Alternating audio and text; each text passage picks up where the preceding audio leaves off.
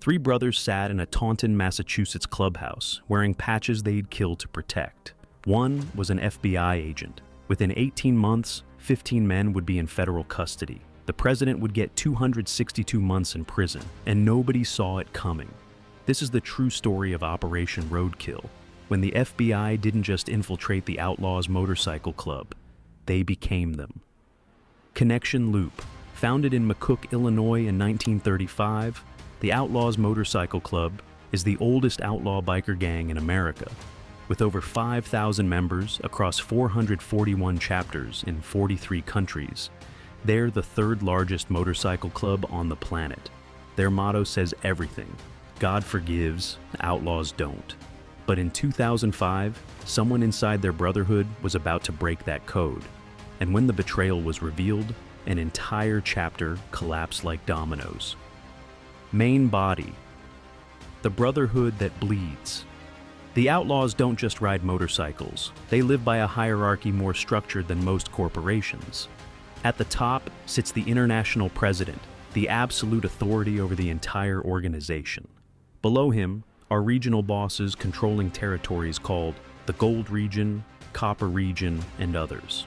Each region contains multiple chapters, and every chapter has its own president, vice president, sergeant-at-arms, and road captain. To become a full-patch member takes years. First, you're a hang-around, someone allowed near the club. Then you're a prospect, doing everything full members demand while proving your loyalty. Only after months or years of servitude do you earn your colors, the patch with the skull and crossed pistons they call Charlie. Members live by the 1% code. In 1947, the American Motorcyclist Association claimed that 99% of motorcyclists are law-abiding citizens, and only 1% are outlaws. The outlaws wear that designation with pride. They use coded numbers. 15 represents the letter O for outlaws. AWFO means outlaws forever, forever outlaws. And their greatest enemy? The Hells Angels, whom they've been warring with since 1974. But there's one rule that supersedes all others. Snitches are a dying breed. Anyone who cooperates with law enforcement faces death. That's not a metaphor. It's a promise. Operation Roadkill begins. In 2005, the FBI's Boston Division launched Operation Roadkill, targeting the Outlaws chapters operating in southeastern Massachusetts, specifically in Brockton and Taunton. These weren't small-time criminals. Intelligence reports showed they were moving kilograms of cocaine, trafficking stolen motorcycles, and using violence to maintain their territory. The FBI needed someone inside, not just an undercover agent hanging around, but someone who could become a full member, attend church meetings, what they call their mandatory gatherings, and document everything from the inside. Enter Scott Payne, a special agent with the FBI who'd already spent years in law enforcement. Payne wasn't your typical federal agent. Growing up in South Carolina, he understood the culture of motorcycles, brotherhood, and the code of the streets. He'd later infiltrate the Ku Klux Klan and violent neo-Nazi groups, but the Outlaws would be one of his most dangerous assignments. Payne became Scott Town, a persona carefully constructed to fit perfectly into the Outlaws' world. He was a big guy, jacked, with the right look and the right attitude. He rode a Harley, the only acceptable bike in Outlaws culture. He talked the talk, knew the mechanics, and more importantly, he understood the psychology of men who'd rather die than show weakness. For 18 months, Scott Town lived a double life. During the day, he might brief his FBI handlers. At night, he was riding with members, drinking at the clubhouse, building relationships that felt disturbingly real. The FBI equipped him with recording devices, wires hidden on his body that could capture conversations. But wearing a wire among paranoid criminals is like carrying a bomb. One wrong move, one suspicion, and you're not arrested. You disappear. The president who trusted too much. Timothy Sylvia was the president of the Brockton chapter. At 44 years old, he'd climbed the ranks through respect and ruthlessness. Under his leadership, the chapter wasn't just a motorcycle club.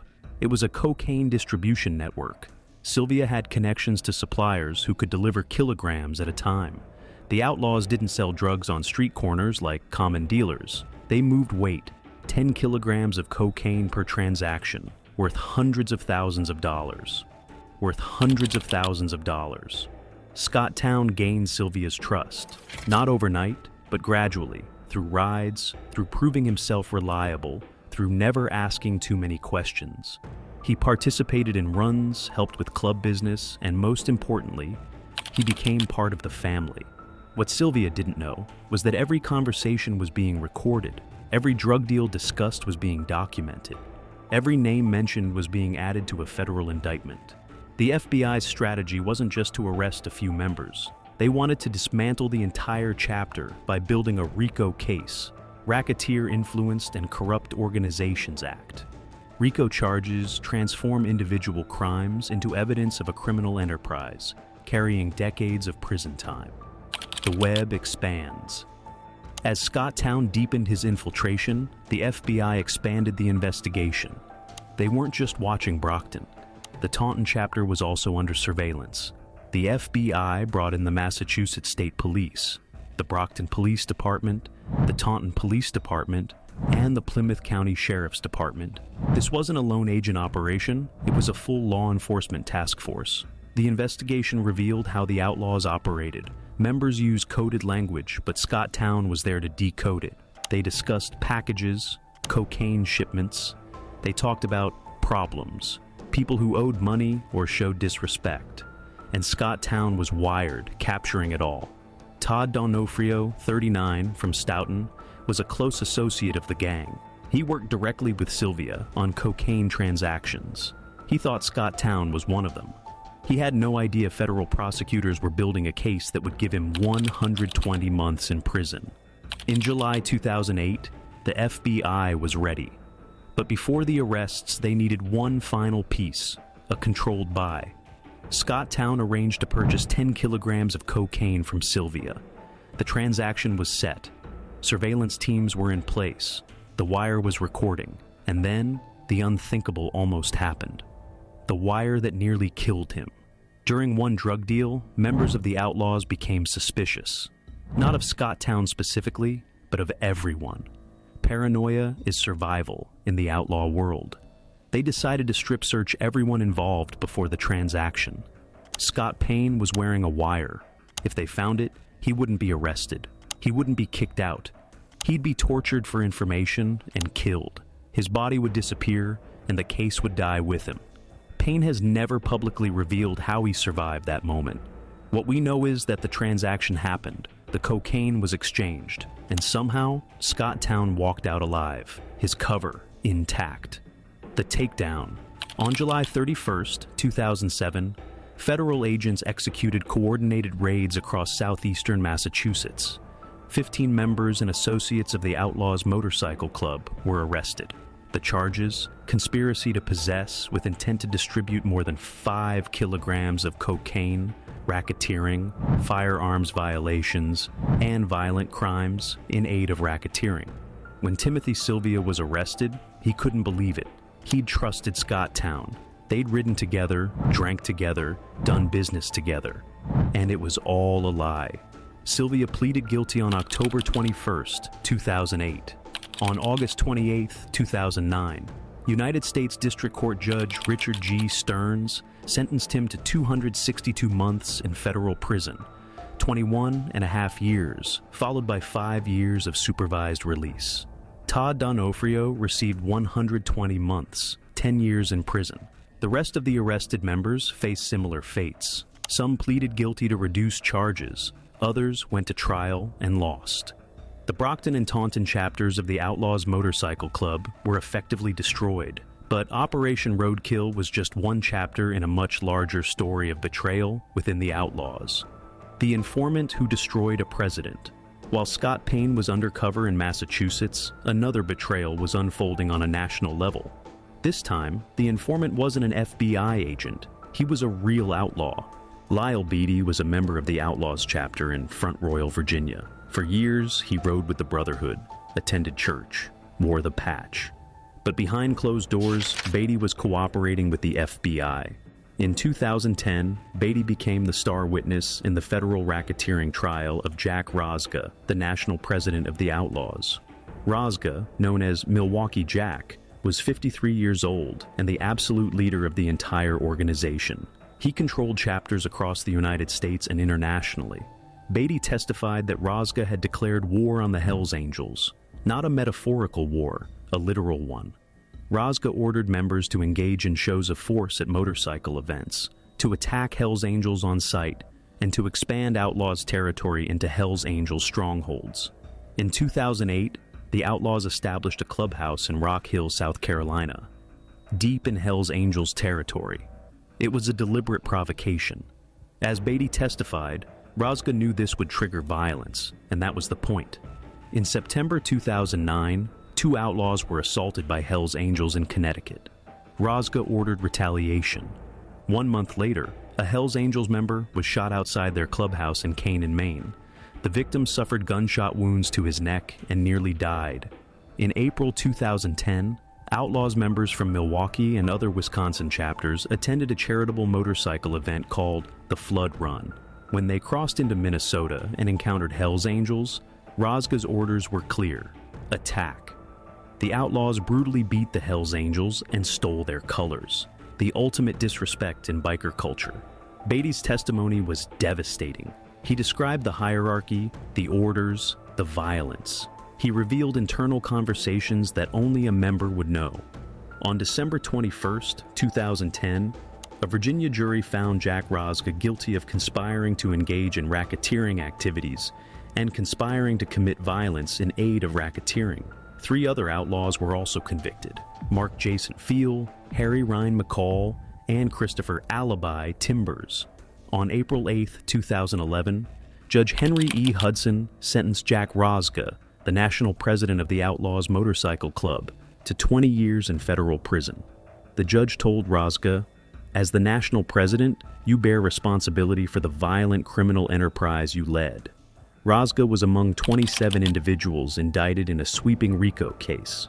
By the time the trials concluded, 17 had pleaded guilty and 5 were convicted at trial. The leadership of the Outlaws was in prison. The enforcer who broke the code. But the most shocking betrayal didn't come from an undercover agent or a cooperating witness testifying in the court. It came from one of the most feared enforcers in Outlaws history, a man whose very nickname promised death. James Preacher Schneider was an outlaw in the Wisconsin chapters. His job was violence. When someone needed to be hurt, Schneider was called. When someone needed to disappear, Schneider made it happen. In 1993, Schneider and another outlaw named Randall Madman Miller were ordered to rob a motorcycle parts shop operated by Morris and Ruth Goger, an elderly couple in McHenry County, Illinois. The Gagers ran a legitimate business and had no connection to the outlaw world, but they had money and the Outlaws wanted it. Schneider and Miller went to the farm. Miller personally slit Morris Gager's throat and left him to bleed to death on the floor of his shop. Ruth Goger was killed by Schneider, left to die on the floor of the small rug and trinket shop she operated. They stole about $15. The murders were brutal, senseless, and devastating. But what happened next was even worse. The McHenry County Sheriff's Office arrested the Gagers' son, Gary Goger, for the murders. They interrogated him for hours, denied him a lawyer, and coerced a false confession. Gary Goger was convicted of murdering his own parents and sentenced to death. For years, an innocent man sat on death row for crimes committed by the Outlaws. Then, in 1997, James Schneider was arrested as part of a massive federal racketeering case against 17 Outlaws members. Facing life in prison, Schneider made a choice that would have gotten him killed in the outlaw world. He cooperated. Schneider confessed to the Gager murders. He testified that Randall Madman Miller had killed Morris Goger, and that he himself had killed Ruth Goger. His testimony freed Gary Goger, who was exonerated after years of wrongful imprisonment. In 1998, Schneider pleaded guilty to acts relating to the murders in exchange for leniency. He became a government witness, testifying against his former brothers. Randall Madman Miller was convicted in 2000 of 3 murders, including the Gager killings and the execution of Donald Wagner, another victim lured to a remote location and shot in the head over a marijuana deal. At sentencing, U.S. District Judge J.P. Stadmuller said he wished he could give Miller the death penalty. Instead, Miller received life in prison without parole. Schneider's cooperation made him the ultimate traitor in Outlaws culture. The club's motto, "Snitches are a dying breed," wasn't just words. Schneider is believed to have been released from prison under witness protection. His identity changed, his location hidden, because testifying against the Outlaws is a death sentence. The national president who fell to an informant. The most devastating informant case, however, targeted the very top of the Outlaws hierarchy. Harry Taco Bowman was the international president of the Outlaws Motorcycle Club, the most powerful man in the entire organization. Under Bowman's leadership in the 1990s, the Outlaws engaged in murders, kidnappings, firebombings, extortion, and drug trafficking. Bowman wasn't just overseeing the club, he was ordering hits. In 1991, Bowman ordered the murder of Raymond Bear Chaffin, a former outlaw in Florida who had left the gang. Chaffin's body was never found, but informants told the FBI that Bowman had him killed. In 1995, another outlaw named Donald Fogg was found dead in the snow.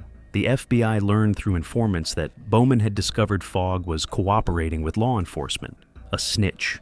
Bowman ordered his execution, but it was an informant inside Bowman's inner circle who ultimately brought him down. In 2001, Harry Taco Bowman stood trial in Tampa, Florida, on federal racketeering charges. The government's case relied heavily on the testimony of former outlaws who had flipped and agreed to cooperate. These weren't low-level prospects. They were full-patch members, men who had sworn loyalty to the club and to Bowman personally. Prosecutors presented evidence that Bowman had ordered the kidnapping of Erwin Nissen and Kevin Talley, both of whom were tortured for information. They detailed Bowman's involvement in drug trafficking operations spanning multiple states, and they proved Bowman had orchestrated murders to maintain control.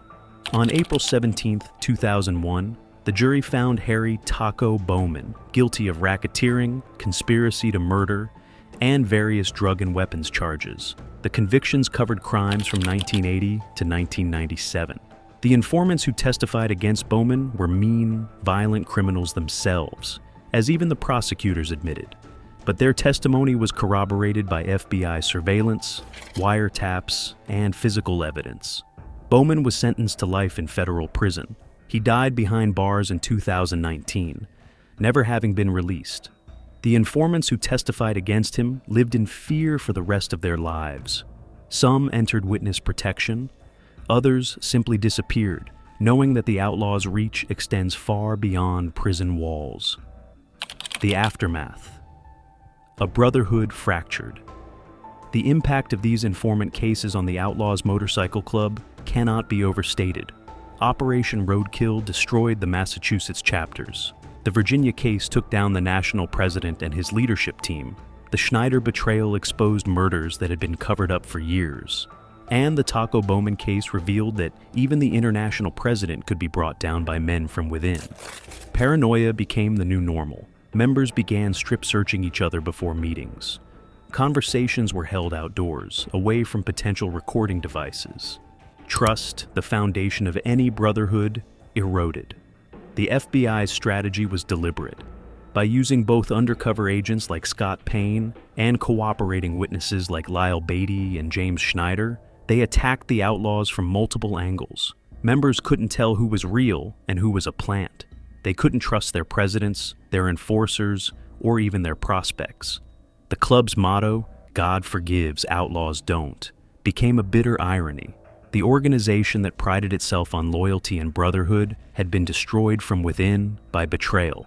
The cost of betrayal. Today, Scott Payne is retired from the FBI after 28 years in law enforcement. He's written about his experiences, appeared on podcasts, and become a public figure. He can walk the streets freely because he was never truly an outlaw. He was always law enforcement. But the real informants, the men who wore the patch, who took the oath, who lived the life and then cooperated, they live differently. James Schneider is somewhere under witness protection, his face altered, his name changed, looking over his shoulder for the rest of his life. Lyle Beatty's whereabouts are unknown, his testimony having made him a marked man. And the members they betrayed? Timothy Sylvia served his 262 months and was released. Jack Rosga is still in federal prison. Randall "Madman" Miller recently sought compassionate release due to failing health.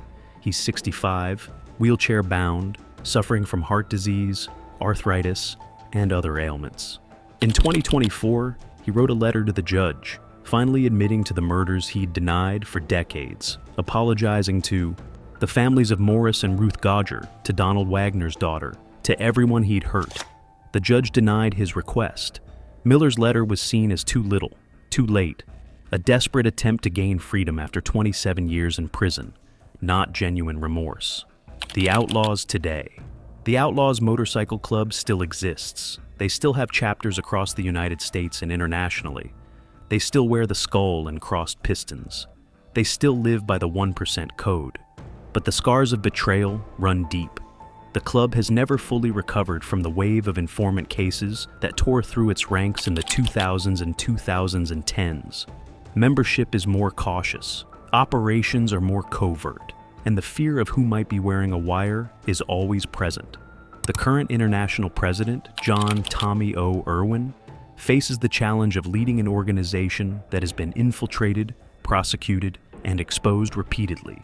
Law enforcement agencies continue to monitor the Outlaws, waiting for the next opportunity to take down another chapter. Conclusion. The story of the FBI informants inside the Outlaws Motorcycle Club is a story of two kinds of betrayal. There's the betrayal of Scott Payne, an undercover agent who never truly belonged, whose entire identity was a lie constructed to take down criminals. His betrayal was legal, sanctioned, and celebrated by law enforcement. Then there's the betrayal of men like James Schneider and Lyle Beatty, men who took the oath, wore the patch, and lived the life before deciding to cooperate with the government to save themselves. Their betrayal violated the deepest code of the outlaw world, and they'll pay for it until the day they die. But perhaps the greatest betrayal was what the Outlaws did to themselves. They built a brotherhood on violence, on crime, on the belief that loyalty to the club superseded all moral and legal boundaries. They believed they were untouchable, that their code was unbreakable. Operation Roadkill proved them wrong. 15 members arrested, one chapter destroyed. A president sentenced to 262 months. And it all came down because one man inside their brotherhood wasn't who he claimed to be. In the world of the Outlaws, snitches are a dying breed. But as the club learned the hard way, sometimes the snitch isn't dying. He's just pretending to be one of you. God forgives. Outlaws don't. But the FBI never forgets. And neither do the families of the victims whose lives were destroyed by men who thought brotherhood meant they were above the law. The Outlaws Motorcycle Club will continue to ride, but they'll never ride the same way again. Because now they know. The person next to you, the one wearing the same patch, the one you call brother, might be the one who brings it all crashing down.